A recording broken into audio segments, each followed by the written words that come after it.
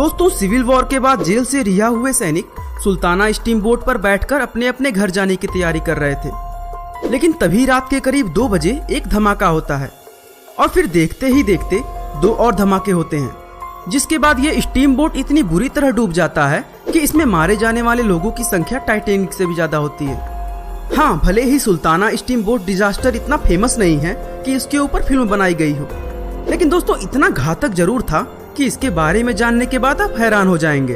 तो चलिए दोस्तों शुरू करते हैं हमारी आज की यह शानदार वीडियो। दोस्तों, सिविल वॉर खत्म हो गई थी और थोड़ी बहुत शांति होनी शुरू हो गई थी, जिसके बाद दोनों तरफ के सैनिक जो काफी दिनों से बंदी बने थे उन्हें छोड़ा जा रहा था।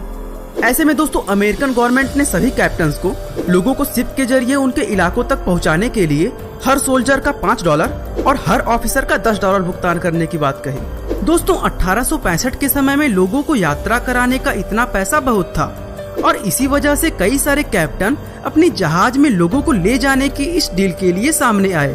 पर एक शिप का कैप्टन ऐसा भी था जिसने लालच की सारी हदों को पार कर दिया, और वो शिप कोई और नहीं बल्कि द सुल्ताना स्टीम बोट थी।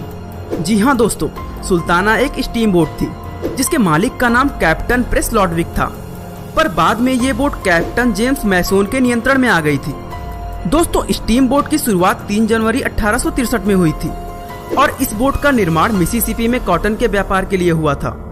दोस्तों इस स्टीम बोट का वजन 1719 टन था, वहीं इसकी लंबाई 260 फीट की थी और लगभग 2 सालों तक सुल्ताना सेंट लुइस से न्यू ऑरलियंस तक नियमित रूप से चलती रही और 13 अप्रैल 1865 को कैप्टन जेम्स मैसून के कमांड पर सुल्ताना ने अंतिम बार सेंट लुइस को अलविदा कहा और न्यू ऑरलियंस के लिए रवाना हुई। दोस्तों उसी बीच कैप्टन जेम्स ने यूएस गवर्नमेंट के डील के बारे में सुना और यह डील कैप्टन जेम्स को काफी ज्यादा पसंद आई, क्योंकि उस समय $5 की कीमत लगभग इस समय के $150 के बराबर है। इसी वजह से कैप्टन जेम्स ने इस डील को हाँ कह दिया और वो सोल्जर्स को नॉर्थ में ले जाने के लिए तैयार हो गए।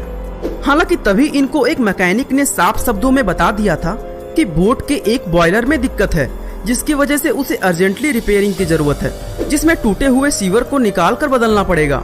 लेकिन कैप्टन जेम्स इस बात को बहुत अच्छे से जानते थे कि अगर ऐसा किया गया तो इसमें काफी समय भी लगेगा और पैसे भी खर्च होंगे, और दोनों ही चीज वो नहीं करना चाहते थे, क्योंकि अगर इस काम में ज्यादा समय लग गया तो यह डील किसी और के हाथ लग जाएगी और उनका भारी नुकसान हो जाएगा। इसी वजह से उन्होंने उस मैकेनिक से टेम्परेरी फिक्सिंग के लिए कह दिया। और दोस्तों सुल्ताना के डूबने की सबसे पहली गलती यहीं पर हुई। हालांकि बाद में दूसरी बड़ी गलतियां भी हुई जो कि किसी भी हाल में नहीं होनी चाहिए थी, और वह गलती थी शिप को ओवरलोड करने की। जी हाँ दोस्तों, सुल्ताना एक ट्रेडिंग स्टीम बोट थी। ऐसे में इसकी कैपेसिटी मात्र 376 लोगों की ही थी, लेकिन कैप्टन जेम्स के लालच की वजह से इसमें कुल मिलाकर 2137 लोग बैठे थे, यानी कि इसकी कैपेसिटी का लगभग 7 गुना ज्यादा। दोस्तों यह वो 2 गलतियां थी जिसे कैप्टन जेम्स ने किया था, लेकिन इसमें सबसे बड़ी गलती स्टीम बोट की भी थी, क्योंकि उस समय स्टीम बोट का चलन बहुत ज्यादा हुआ करता था, लेकिन वो उतनी ही ज्यादा खतरनाक भी थी, जहाँ पर पानी को गर्म करने के बाद उसमें से निकलने वाले स्टीम से शिप को चलाया जाता था। लेकिन दोस्तों दिक्कत तब आती थी जब स्टीम का प्रेशर काफी ज्यादा हो जाता था और स्टीम उतनी तेजी से निकल नहीं पाती थी, और कई बार तो ऐसा भी होता था कि ठंडे पानी का बॉयलर के कांटेक्ट में आने से एक्सप्लोजन हो जाता था। दोस्तों इस समस्या के बारे में सुल्ताना के मैकेनिक ने पहले ही कैप्टन जेम्स को बता रखा था, लेकिन कैप्टन जेम्स पैसे के लालच के आगे सुनने का नाम ही नहीं ले रहे थे। जब कैप्टन जेम्स अपने बोट में सोल्जर्स को डाल रहे थे, तभी यूएस के गवर्नमेंट ऑफिशियल ने उनके ओवरलोडिंग की वजह पूछी। ऐसे में उस वक्त कैप्टन जेम्स ने अपना फायदा देखते हुए उस गवर्नमेंट ऑफिसर को रिश्वत दे दी, जिसके बाद सारा मामला वहीं का वहीं दबा रह गया। और दोस्तों कैपेसिटी से ज्यादा नहीं बल्कि बहुत ज्यादा सोल्जर्स को अब सुल्ताना स्टीम बोट में ले जाया जा रहा था। दोस्तों 24 अप्रैल 1865 को सुल्ताना में युद्ध के दौरान 1960 बंदी बनाए गए कैदी, 22 गार्ड्स, 70 पेइंग कैबिन पैसेंजर्स और 85 क्रू मेंबर्स के साथ अपनी डेस्टिनेशन की तरफ आगे बढ़ रही थी। इनमें से कई सारे ऐसे लोग थे जिन्होंने कई महीनों तक प्रिजन कैंप में अपने दिन बिताए थे, और अब वो सुल्ताना की तरफ एक उम्मीद से देख रहे थे कि यह स्टीम बोट उन्हें उनके घर तक ले जाएगी। लेकिन दोस्तों आने वाला खतरे का अंदाजा किसी को भी नहीं था। दोस्तों फेमस फोटोग्राफर थॉमस की 26 अप्रैल को ली गई सुल्ताना की यह तस्वीर इस बात का साफ इशारा करती है कि किस तरह ठूस ठूस कर सोल्जर्स को सुल्ताना में ले जाया जा रहा था। दोस्तों उसी दिन करीब शाम के 7 बजे सुल्ताना मेम्फिस पोर्ट पहुंची, जहां इसने कार्गो होल से 120 टन शुगर अनलोड किया, जिसके साथ 200 लोग भी सुल्ताना से उतर गए थे। इसमें कोई दो राय नहीं था कि यह 200 लोग काफी लकी थे, क्योंकि इसके बाद ही मौत का मंजर शुरू होने वाला था। सुल्ताना ने मिसिसिपी रिवर पर आए एक विशाल तूफान में 2 दिन तक सफर किया था। ऐसे में 27 अप्रैल 1865 को रात के करीब 2 बजे थे, तभी अचानक से सुल्ताना के एक बॉयलर में विस्फोट हो गया। दोस्तों, यह वही बॉयलर था जिसकी मरम्मत कराने की बात लगातार मैकेनिक कर रहा था, लेकिन कैप्टन जेम्स ने उस पर बिल्कुल भी ध्यान देना जरूरी नहीं समझा था। और दोस्तों, पहले ही ब्लास्ट से करीब 100 लोग ऑन द स्पॉट मारे गए थे। पर हादसा सिर्फ यही नहीं रुका, क्योंकि इस बॉयलर के फटने के बाद दूसरे 2 बॉयलर तेज धमाके के साथ एक के बाद एक करके फटना शुरू हो गए, और इन धमाकों में शिप को चलाने वाले पायलट्स भी मारे गए। दोस्तों, बहुत से लोग इस स्टीम बोट के अंदर जलने की वजह से ही मर गए, लेकिन कुछ लोगों ने पानी में कूदने में ही अपनी समझदारी समझी।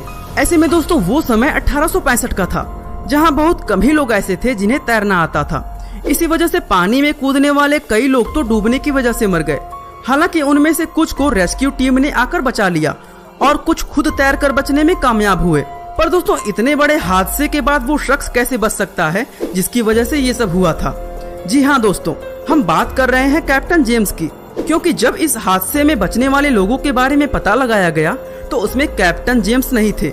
यूँ तो कई सारी बॉडी लगातार मिसिसिपी रिवर से बहते हुए किनारे की तरफ आई थी, लेकिन उनमें से किसी की भी बॉडी कैप्टन जेम्स से मैच नहीं करती थी। दोस्तों, इस पूरे हादसे में ऑफिशियली 1547 लोगों की मौत हुई थी। उसके अलावा कितने और मारे गए उनकी गिनती भी नहीं है। वहीं अगर हम टाइटैनिक की बात करें तो उस हादसे में 1517 लोग मारे गए थे। अब आप खुद ही सोच लीजिए कि सिविल वॉर से अपनी जान बचाकर जो सैनिक अपने घर जाने की उम्मीद लगाए थे, उन्हें एक लालची शिप कैप्टन की लालच की वजह से हमेशा हमेशा के लिए दुनिया को अलविदा कहना पड़ा। और दोस्तों, इसी वजह से 27 अप्रैल 1865 की तारीख हमेशा के लिए इतिहास के पन्नों में दर्ज हो गई। दोस्तों, आपका ऐसे लालची लोगों के बारे में क्या कहना है जिसकी वजह से कई बेकसूरों की जान चली गई? हमें कमेंट बॉक्स पर लिखना बिल्कुल मत भूलिएगा। दोस्तों, 8 मार्च 2014 तक ऐसा कभी नहीं हुआ कि कोई विमान दुर्घटनाग्रस्त होने के बाद कभी मिला ही ना हो, लेकिन फ्लाइट MS-370 के साथ एक ऐसा ही रहस्यमय घटना हुई, जो आसमान में जाने के बाद कहां गया किसी को कुछ भी पता नहीं। इतना बड़ा विमान मलेशिया से चाइना के लिए उड़ान भरता है और थोड़ी ही देर में उसका कुछ अता पता नहीं चलता। ऐसे में इस विमान के साथ क्या हुआ, इसे जानने के लिए डिस्क्रिप्शन बॉक्स में दिए गए लिंक पर क्लिक करें। बाकी दोस्तों, आज के लिए बस इतना ही। उम्मीद है आपको हमारी यह वीडियो काफी पसंद आई होगी, और ऐसे ही इंटरेस्टिंग वीडियोस को लगातार देखने के लिए हमारे चैनल को लाइक, शेयर और सब्सक्राइब करना ना भूलिए। आपका बहुमूल्य समय देने के लिए बहुत बहुत धन्यवाद।